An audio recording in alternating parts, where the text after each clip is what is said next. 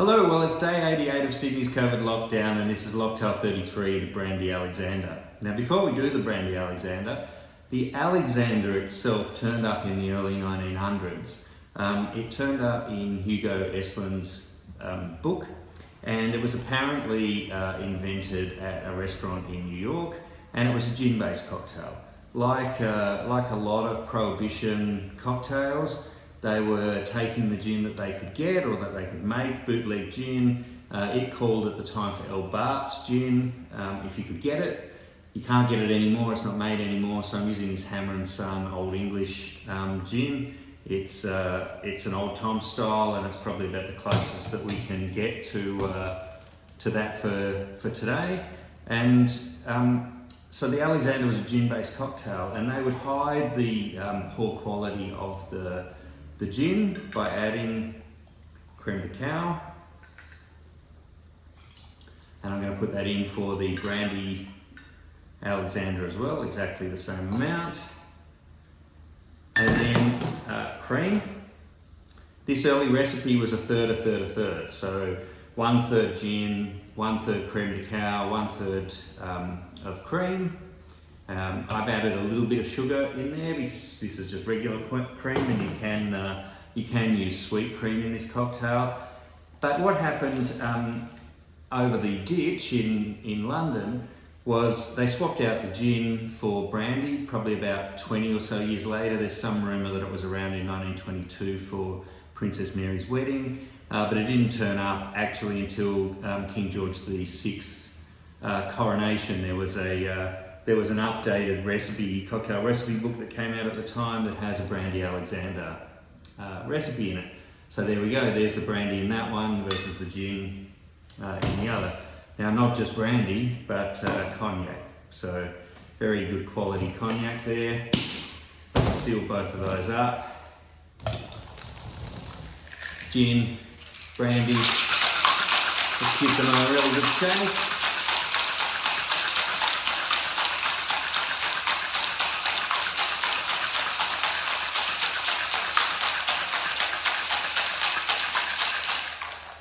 Okay, now let's go with the original Alexander version first. There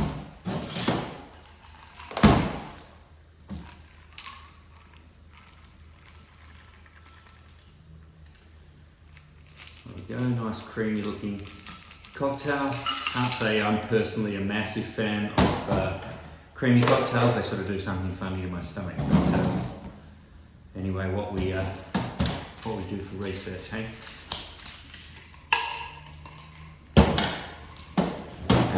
Do the Brandy Alexander. Now, when the Brandy Alexander came on the scene, about the 1930s, maybe 1940s, really sort of started making its mark. It pretty much supplanted the gin. Prohibition was over in the US.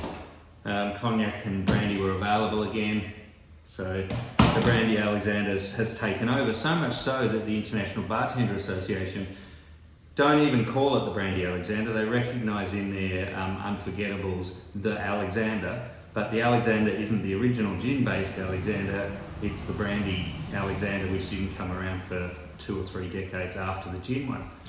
Now let's see what the story was during Prohibition with the gin-based Alexander. Better than I thought it was going to be. Also, those of you out there who like your Brandy Alexanders probably have noticed I've missed the garnish here. A little bit of freshly ground nutmeg is the garnish for these cocktails. Now, I'm more familiar with the Brandy Alexander, perhaps you are as well. Let's give that a try. Can definitely see why the Brandy Alexander took over. The brandy's just got a better mix with the creme de cow and the cream.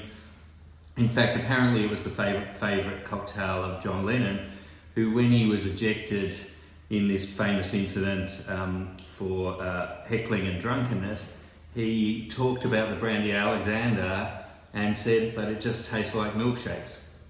Sort of does.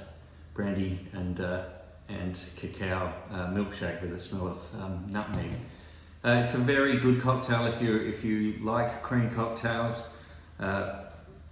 as John Lennon was, I guess. Anyway, there's Locktail 33, the Brandy Alexander. Cheers, I hope you're doing okay in lockdown, and we've still got 7 Prohibition era cocktails to go through while we're in this bracket. So join me for one of those. Thanks very much. Bye for now.